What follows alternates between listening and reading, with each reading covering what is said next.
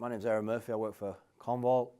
My role is to help find ways to use the data that our customers have under management for all sorts of purpose, but in general we're talking about anything analytics or search related. So a couple of years ago we gave a presentation at the Lucene Revolution in Boston. Anybody was there then? It was called Activate Your Data Using SOLR. So I should try and get something for the name that they've managed to coin from us. And we also call our product Activate. But we only did that more recently. So now I will be telling you in this presentation a little about Commvault, what our products are and what they do. But I'm not trying to make it into a sales pitch about all things Commvault do. It's not really all that relevant in terms of all our products. But what I do want you to be left with at the end is the view that all the data that we have under the management, usually kept for the purposes of backup, disaster recovery, workload migration, can be easily accessed for whatever analytics or whatever use case you want to use it for. And I'm going to show you all the different ways that we can give that to a developer for self-service to activate that. Now, I'm also going to tell you how we've been using SOLR over many years, how we've recently started using Fusion AI, and App Studio to do some of these things, but it's not about we're experts in these things. I'm just going to give you a little bit of a taster of what we've been doing, what our customers are finding in our data. But the premise is we've taken the trouble of copying all this data, putting it somewhere. Well, we might as well use it, right? We want to use it as many times as possible. So if you haven't heard of us, we're an 8 times leader in the Gartner Magic Quadrant, if you place any stock in that at all. So I'm not commentating on that, but I think it's, to be a leader in any quadrant, you've got to be doing something right. This stat about the 11 exabytes, that's a stat from, we have some anonymous metrics reporting that our customers do. We gather lots of different data points. About 52% of our active customers report back to us and they say 11 exabytes is kind of a good number. We're based in New Jersey. We have over 20,000 customers, 2,500 employees, 650 developers. We have a very high customer satisfaction rate and retention rate. Now a little bit more on the numbers.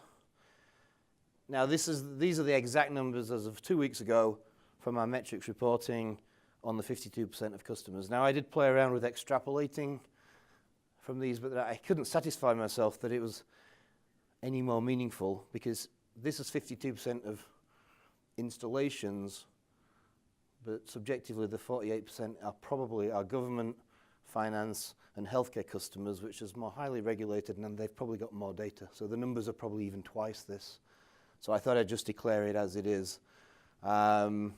So, you know, we protect all these different items. We index every item, every version, every copy that we've ever taken. And we can batch those items up and send them off to be what we call content indexed. That makes something searchable. We do that in SOLR. But it's not feasible to put everything under an index, right? Because there's no point indexing it for search unless you need to find it, of course.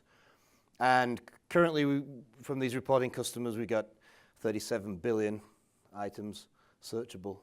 So I thought that was kind of a good metric. And we store all our data in storage that we manage. We deduplicate it, keep it very efficient, and we make that storage accessible. We run on-premise, in the cloud, multi-cloud, hybrid, or combination of all the above. But we certainly have a lot of data under management. One interesting there is the 335,000 terabytes of data we manage in public cloud. That's grown 100% in the last year. A lot of our customers use data in the cloud because instead of just treating cloud as if it was just on-premise and you put a machine there and you turn it on permanently, we decided to do things like just move the data. That's quite cheap to store in the cloud. But when we're protecting virtual machines or OpenStack environments or Kubernetes and all those kind of things. We capture all the metadata about those environments so that should someone wish to re-instantiate those in the cloud and connect them to the data that we've put up there, we can do that. And that's much more of a cost-effective way of managing things in the cloud. That's why we get a lot of customers using data in the cloud. Our products, complete backup and recovery, everything you could ever need, snapshots, replication, networks, SAN, all that kind of stuff in one place. Hyperscale is, we use Red Hat Gluster FS under the covers. We manage it, install it. We basically allow you to do storage at scale at low cost. Orchestration, that is how you manage those workloads, how you move them, make them portable. A lot of customers use us to migrate from VM to AWS to Azure.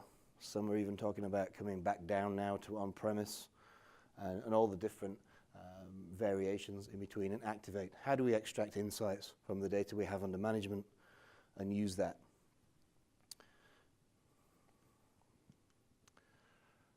So a couple of analyst stats. We all know this is important.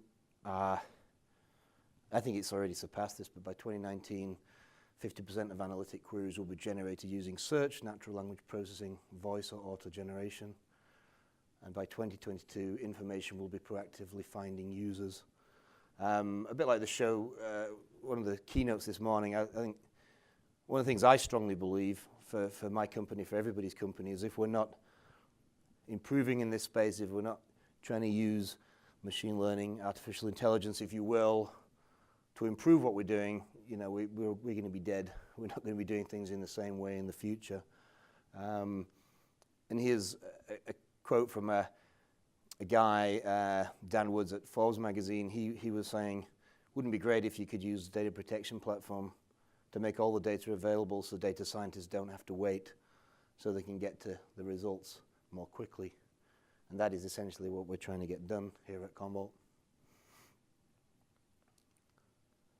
So we'll start with a couple of architecture slides. I'm going to try and talk to these. It's a software-defined intelligent platform, protection, recovery, migration, search, and active use of that data from the edge, data center, clouds, as I've said. We manage all these different infrastructures. We manage all these different applications. We have all these different ways that users can use the data. API for developers, self-service for developers, shared tenancy models, or on-premise in your own data center. For us, it starts with integrating everything about an application, about a workload. That's, like I said, virtual, VMware, Azure, AWS, cloud, Kubernetes, all those kind of things. Knowing everything about the data, and it's not, backup for us had to evolve from just being about the data. It's how do you reinstantiate the whole application. Then how do you manage it for all the users that you might have? Typically in backup and recovery land, you backed it up, you restored it. Now we're moving into how do I migrate the workload into different clouds so that I can move with the lower cost? How do I practice reliably in a virtual environment things like disaster recovery or recovery readiness, particularly in this current threat in the world of ransomware?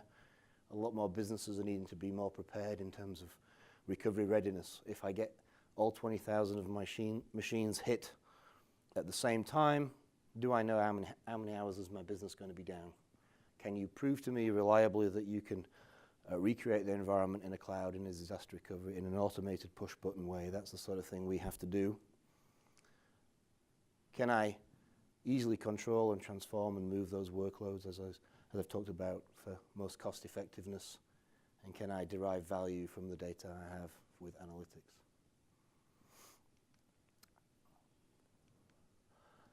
So, in summary, and then I'll get into some more of the technical detail. There's huge value in automating and orchestrating the data movement to, from, and within different clouds. It's very efficient to have it all automated by policy. It's also very much more secure. It's also great to have self-service access to the data. And we provide a command center console. So essentially, we've put all this data together. A backup guy needs to see it in one way. A business guy needs to see it in another way. A developer who's self-serving himself needs to see it in a different way. We give a different UI into the same data all by using the SOLR index to help us produce those UIs, so everybody can use the data according to their own need. Now, for us, we have all these different ways of collecting data for our normal use cases. And how you collect the data is important for how you're going to use it. You know, if your analytics needs to be up to the second, you need more of a real-time collection. If it can be a few minutes out of date, you could have nearline, that could be replication. Or, you know, like for many applications, it could be every 15 minutes, it could be every hour, it could be every day. You know, we have all those ways of collecting data. Things like laptops as other devices, we often have opportunistic scheduling. If the machine's got enough CPU network, we'll grab some of the latest data and so on and so forth. We put all that into our index. It's all indexed with SOLR. Now, we only index what we need for the use case. So we start with security. When we grab a piece of data, we go, where did we get it from? Who had access to it when we grabbed it? Where have we stored it? How many copies have we stored it? How many versions do we now create of that over time, every time it changes? And that is used for most of our use cases. There's a huge amount of value you can get just out of having those dimensions in the index. The next level is the object kind of information. What is the metadata? If it's email, who was it from? Who was it sent to? If it's file, who was the author? Who was the last person to write to it? Who are the people who had access to it? So on and so forth.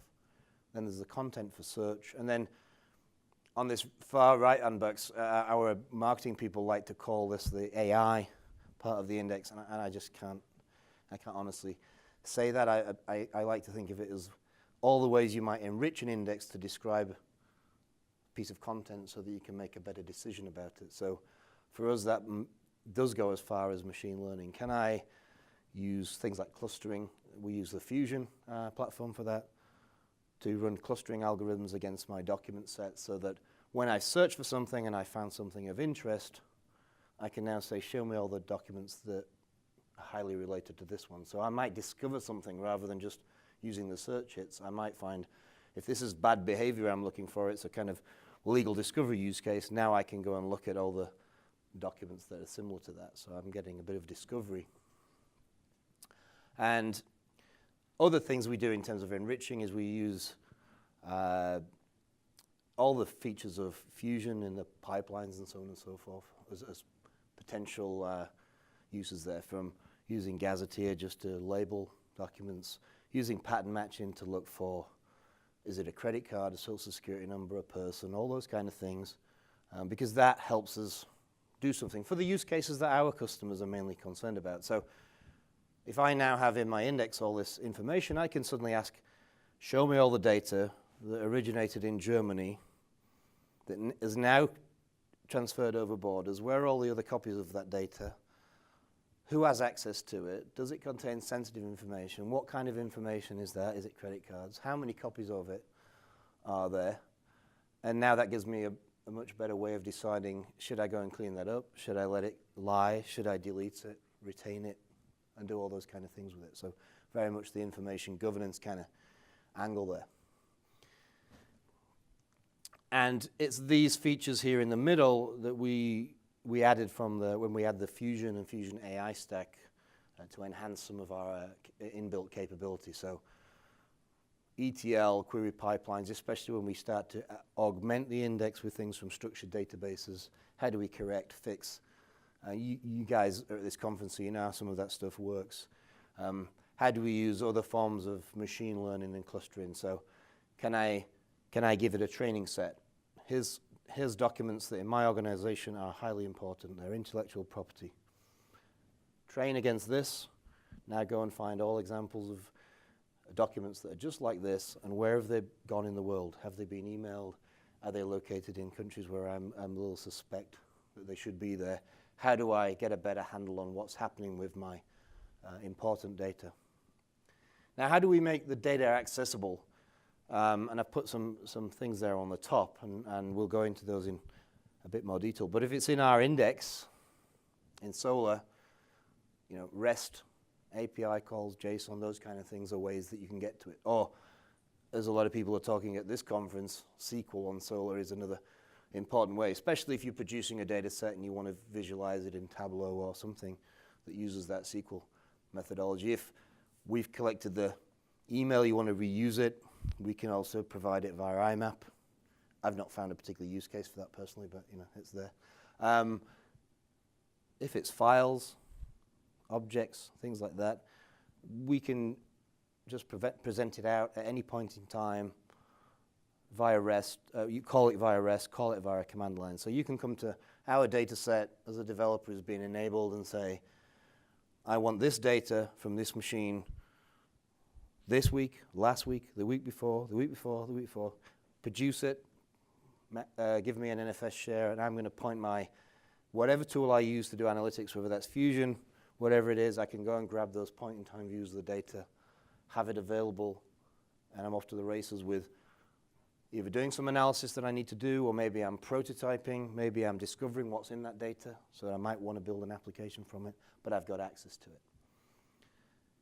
Now, instant clones, usually people ask, well, what about databases, right? How do you get access to those? Now, we don't, because in the job of backup and recovery, it's all about, can I grab the data fast? Can I grab the data without causing any disruption? Usually large production databases, it's things like snaps, hardware snaps, instant snaps. We're just capturing a copy of the database as quickly as we can without disruption. But in terms of using that data for analytics, what we provide is the ability to just do an instant clone. We got it in the backup set. We give you a view. You right-click. I want the Oracle database. Last week, this point in time, we'll get to the closest point in time. Log replay, we'll do all that automatically for you. We stand it up out of our backup platform. It's not using a full copy of the data. It's nice and efficient. You can go and run your queries against it and pull the data in for analytics. That's useful, I would say, for prototyping. You're not going through all those challenges of, well, is this query going to be expensive? Are you going to bring down the production system? You've got access to it. Off you go. You can start looking at it. I did a demo for a customer the other week. I pointed it at Oracle, MySQL. I just did 3 quick clones of the databases, set up the index pipelines. I've got it in Fusion. I fed it into a pre-built Fusion App Studio type view and started showing the analytics from those databases and said, look, that's kind of how quick you can do it. That was like 20 minutes. Now we can start doing, this customer didn't know about Fusion and all the ways you could actually do big data type applications with Fusion, so he was very interested in that. But that was much quicker than all the work he'd done, previous ways of putting the data into big data platforms, into new database formats, doing lots of joins and manipulation to get the data there. So that was a pretty compelling demonstration. Now, just to go a little off piece, putting things in SOLR for us has been highly powerful, and I just want to just show a couple of things because it's kind of interesting. We're the only people I know in our space, and I don't know if you're solving this in your business space, but data sovereignty issues for us. So, because with the way SOLR works, I find it amazing that you can do really smart things. Like when I grab a piece of data at Commvault, I'm grabbing it for backup, but what do I grab? I grab the IP address that I got the data from. Of course, I can go and look at that IP address and find out where it is and tag it with the location. I can also look at the owner of the data and go, according to my internal AD or whatever, who is this person, which country is this person a resident of? So now as I'm tracking that piece of data, I now know where it's moved. Has it gone to other countries? What other people are potentially accessing it? So that's kind of interesting. And that even goes as far as when you're viewing and looking at reports. We have customers in highly regulated industries who you might have a certain permission to access data based on who you are, what department you work in. But let's just say when you're in Canada in your home base, you have access to all the data. But if you now log in from an IP address that's located in the USA, we've had to set up an environment where we can use that IP address to say, right, we're going to switch off the facets with all data that's tagged in countries that you no longer have access to. right? And that's all like real time in the display. So doing things in solar has been really powerful for us to try and solve those kind of issues, or at least give customers the option to solve some of those issues. The other one is visualization. We have orchestration dashboards monitoring things coming out of our ears, because once something's in solar, it's really easy to just make it a facet and visualize it in some way and make it clickable and make it just easy to have a view of what's going on. So we do a lot of that kind of thing. So I'm just going to give you a summary of the core areas we've been working with it. So we as Commvault, we're on our third search instance, but we've been using Solar now for 6, 7 years. And compliance search was a common use case for us. We have a bunch of data. Suddenly someone is interested in it. We ship that off to be content indexed. We make it searchable. Someone runs searches. They feed that into their e-discovery tool. It's really, and because we've got all these sets over time, we can go and find the data. It's already there. We just activated it for use.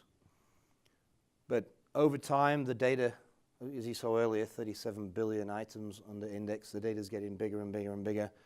The results of search sets are getting larger and larger and larger. Everybody wants to get to a reduced, more definite set very, very quickly. So the first thing we did, working with the Lucidworks team, is an untrained machine learning model against the data. So this is using automated efforts to evaluate the best way to cluster and to segment and dissect the results so they're into meaningful clusters. And that means that our customers can now search, find things, and then say, hey, all the things that are like this, I'll put those into like a virtual folder. I can go and review those later. I can pass those on to my legal e-discovery team. It's for every single discovery case, if that saves 3 or 4 hours every event, and I'm running 10 events a week, there's a big return on investment in that kind of capability. We also do a workflow around sensitive data, and that's a very, very popular thing. What do I have? What's in it? Where is it located? And should I be doing something about it? I mean, for most cases, the most people get the most value out of what we do by at least just having a common operating picture of where all their data is, and does it contain sensitive information. We tend to find all of us carry, our tax returns on our laptops and stuff like that, but if you suddenly find someone's got 10,000 customer pieces of information on his laptop, he's probably a data scientist who's just playing with stuff at home, but he needs to be reminded about data policy and security and all those kind of things, so it helps inform that. And this is again where we use the fusion to enhance what do we know about the data to make understanding what we should do about that data more easy to make a decision on. The most popular one here being giving a training set, find more data that looks like this data. So now I'm very, very concerned. Or it could be other things such as we want to give you a set of policy numbers that come out of a structured database. These are things that are now have expired. Go and find all the times that policy number associated with these other terms still exist in my email or still exist on my file systems or on people's laptops, because we need to go and delete that data for governance purposes, those kind of use cases.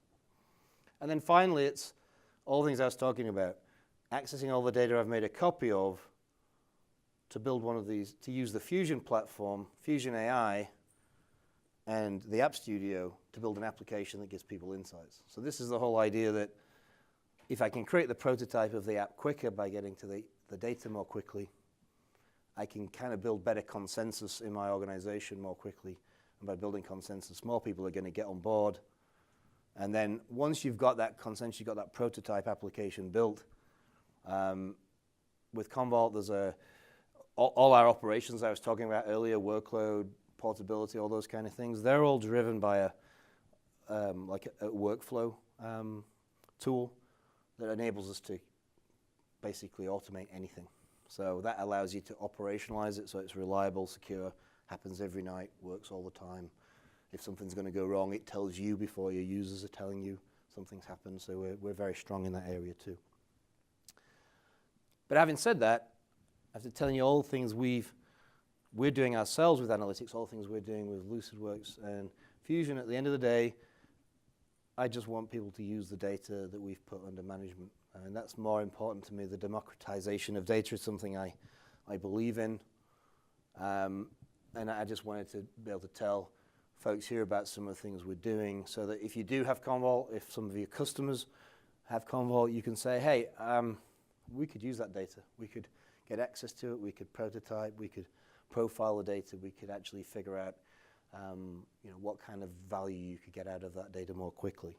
So here's a few examples, and then I'll wrap up. So the point in time for any sort of file data, did I get it from cloud files? Did I get it from file backups, laptop devices, wherever, SharePoint, wherever I got the files? A REST call, a command line call. Give me that set of data at this point in time as an NFS share. Boom, point my analytics at it. It's that easy. Show me files that were deleted, or show me files before they were deleted. Do I, all those kind of options, really, really easy in a language everybody will understand. So that's pretty powerful stuff. I haven't done one yet, but I was just been having some good calls upstairs, and one of my colleagues over here, we think there's use cases out there where profiling the data over a period of time and accessing it over several points in time through this method could, give something unique, especially if you hadn't collected that data in the past in any kind of analytics tool, but you've already got it in a backup set. Then you could just decide, now I need different points in time. I can go back and look at that. Another method is the instant clone I was telling you about earlier. It looks like this. You're on a kind of web GUI. You pick your databases. You right-click instant clone. You pick the point in time that you want to have the clone of the database. You pick a location if you want to care about that, but by default, you've already set up a pool of servers, storage locations that you can make that happen on. So you can have that masked if you don't want to have those choices. You pick the reservation period that you need this clone for. It automatically destroys itself afterwards. Boom, boom. You have a clone of the database. You're ingesting it into SOLR, Fusion, and you're starting to build applications from it. Here's one. I don't know if anybody used it, but I thought it was kind of interest. But again, everything that we collect from a data perspective, we have a way of making it useful. So Salesforce is a cloud application. People don't think they need to protect it. Most people make a copy of it onto premise in SQL because they want us to run some sort of analytics or different kind of reports on it. And if they ever do some kind of bulk disaster that trashes all the data, they find a way of recreating it from the SQL copy they had. A lot of people just need to have backup and recovery so they can point it at the backup and say, put the data back as it was last night because I've made a bit of a blunder. So we have that feature, but we also have the feature to restore it into SQL or restore it to a file. All of a sudden that data's nice and easy, accessible for analytics. Myself, in some of the things I like to do, because I care about selling and what is the activity going on in my Salesforce, I do a lot of analytics around Salesforce. I take multiple views from Salesforce that you can't really join in Salesforce. We do, with my colleagues over here, we do things such as scraping through comment fields, turning that into structure, building that into analytics charts. So we can now see what subjects our salespeople are talking to customers about, which competitors they're talking about, what business is likely to close, all that kind of stuff. Now, if we've already indexed the data in Commvault, we're using Commvault search use cases against it, you can just point Fusion at Commvault, SOLR to SOLR, bulk loaded in. So that's another pretty easy way of getting access to it. And we've done a few things with other vendors who are in this space as well, who have technology based on search indexes. Come and get access to our data this way, use it in your application, and pass the information back to us. Did a couple of examples here. Here's file data. I've indexed it. It's in SOLR. Of course, I'm using Commvault's labeling and parsing here, but we do a pretty nice, clean and neat and tidy job on that, so it's pretty useful for using in your own Fusion apps. And also we have the hyperlink on how to go and grab that file out of our content store in our back end, if that's what you want to do. Another one I think is particularly interesting is things like email, O365, SharePoint, those kind of things. If we were known for anything for years, we were the guys who did a lot of add-ons from Microsoft around these applications. So if you want to get access to email, you want to put that in your enterprise search, and you're not one of these new cool guys who are using all the the Google stacks and Slack and all these kind of things. You're still using Microsoft O365. You got Commvault. You point the data at us. You start using it in your search application. Here's one where I think we've even got some of the clustering down there in the facet on the bottom left-hand side. So coming to summary now, a lot of I'm more concerned with people using Commvault data. I really want to make our data available, make it faster for you to use it, and build your own applications for whatever purpose you need. We've got all these different options, using the SOLR index directly, accessing the data with the shares or through the applications, through the clones, operationalizing it with workflows, accessing it via the command line.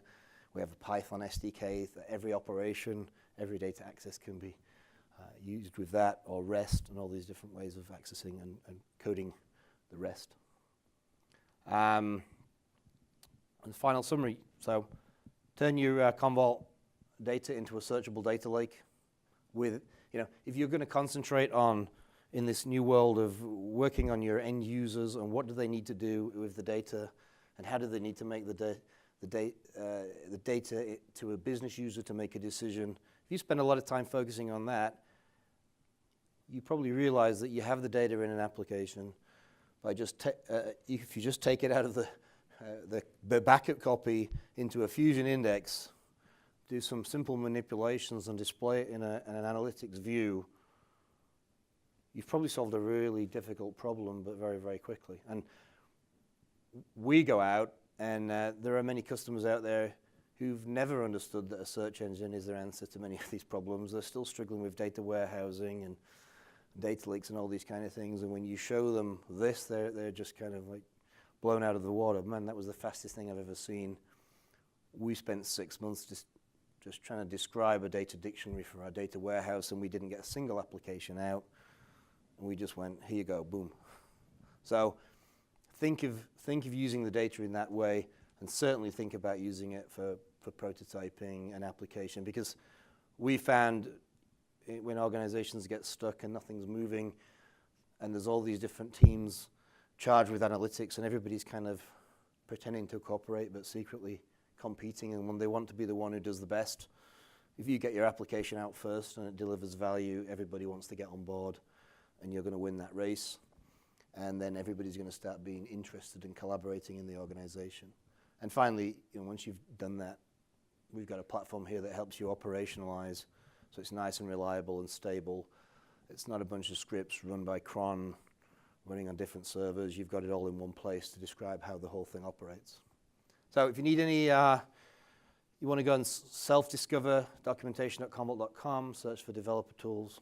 That'll give you all the information in more detail than I gave today.